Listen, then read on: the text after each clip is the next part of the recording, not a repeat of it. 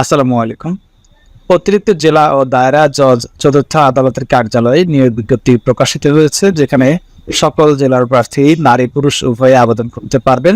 আমরা বিস্তারিত অংশে যাব, তার আগে সবার কাছে অনুরোধ থাকবে, আমার যে ইউটিউব চ্যানেলটি রয়েছে চাকরি বাকরি 2024, এটাতে সবাইকে সাবস্ক্রাইব করে রাখার জন্য অনুরোধ জানাচ্ছি।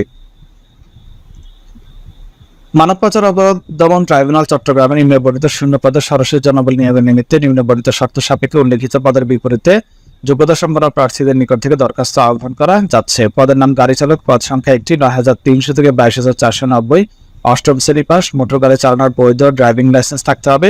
অভিজ্ঞ প্রার্থীদের অগ্রাধিকার দেওয়া হবে। অফিস সহায়ক পদ সংখ্যা 2টি, 8,250 থেকে 20,010 টাকা পর্যন্ত, অষ্টম শ্রেণী পাস।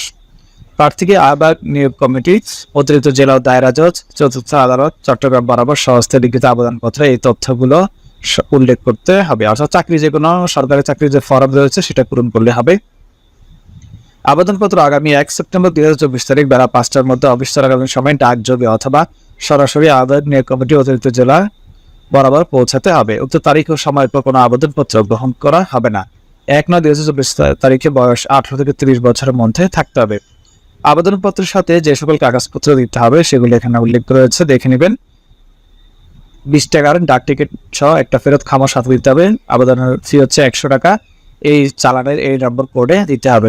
বাংলাদেশ ব্যাংক বা সোনালী ব্যাংকে জমা দিয়ে মূল কপি সাথে দিতে হবে। ধন্যবাদ সবাইকে। পরবর্তী ভিডিও দেখার আমন্ত্রণ রইল।